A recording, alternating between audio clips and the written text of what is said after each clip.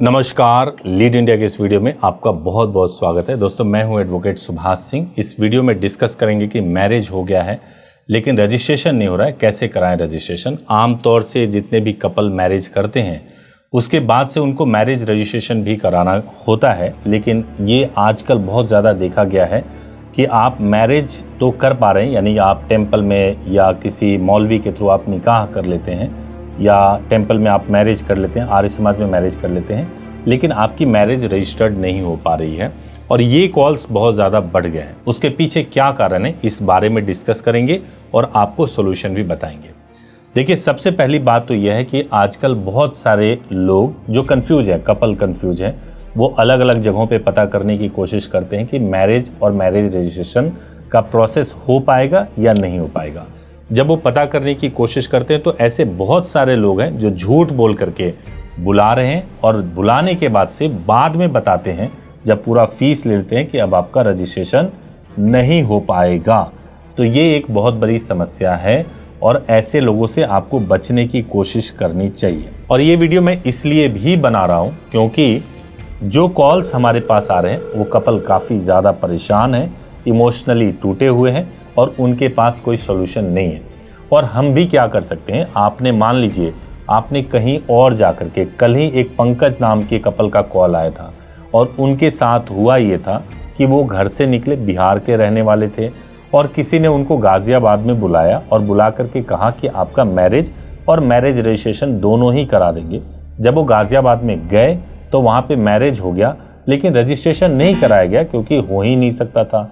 जबकि अगर आप वही लीड इंडिया से बात करेंगे तो हम आपको ये बताएंगे कि आप अगर गाज़ियाबाद से करना चाहते हैं तो आप मैरिज कर सकते हैं, रजिस्ट्रेशन अभी नहीं हो सकता। रजिस्ट्रेशन तब होगा जब आप अपना आधार अपडेट करा लोगे। इसमें सबसे बुरी बात क्या है कि कपल को गुमराह करके बुलाना और उनको अंधेरे में छोड़ देना कि उनके पास कोई रास्ता ही ना हो। तो पहली बात आप अपने दिमाग में रखिए कि मैरिज रजिस्ट्रेशन 3 चीज़ों के बेसिस पे होता है। लड़की का एड्रेस क्या है, लड़के का एड्रेस क्या है और प्लेस ऑफ मैरिज क्या है। इन्हीं 3 एड्रेसेस के ऊपर मैरिज रजिस्ट्रेशन हो सकता है। जब कभी भी आप घर से निकल रहे हो, या तो क्लियर हो कि खाली मैरिज होनी है, रजिस्ट्रेशन नहीं होना है, या अगर ये क्लियर है कि मैरिज भी होगा रजिस्ट्रेशन भी होगा तो दोनों चीज़ें होनी चाहिए। जैसे गाज़ियाबाद में अभी आप मैरिज कर सकते हो, आधार कार्ड होगा वहाँ का तो आप रजिस्ट्रेशन करा सकते हो। इसी वजह से बहुत सारे मैरिजेज जो हैं, जो कपल जो कि आउटसाइडर्स हैं, कहीं और के रहने वाले भी हैं, वो पहले गाज़ियाबाद में आके शादी करते थे, वो गाज़ियाबाद से ना करके अब दिल्ली से कर रहे हैं। दिल्ली में 2 दिन का समय लगता है, पहले दिन शादी होती है, दूसरे दिन मैरिज का रजिस्ट्रेशन हो जाता है। या फिर जयपुर से कर रहे हैं, जयपुर में सेम डे हो जाता है, या मुंबई से, अहमदाबाद से, इन सारे शहरों से करने की कोशिश कर रहे हैं। और इसके लिए अगर आप टीम को कांटेक्ट करेंगे तो हम पूरी तरह से गाइड करेंगे। लेकिन अगर आपने मान लीजिए कि कहीं और मैरिज कर लिया, आपने फीस भी पे कर दिया, तो अब आपके पास क्या सोल्यूशन है? आपके पास सोल्यूशन ये है कि आप मेरी टीम को 8800444555 पर अपने आधार कार्ड को, अपने डॉक्यूमेंट्स को और साथ में जो भी आपको मैरिज के नाम पे डॉक्यूमेंट्स मिले हैं, चाहे सर्टिफिकेट है या फोटो है, वो आप हमारे पास में भेजिए।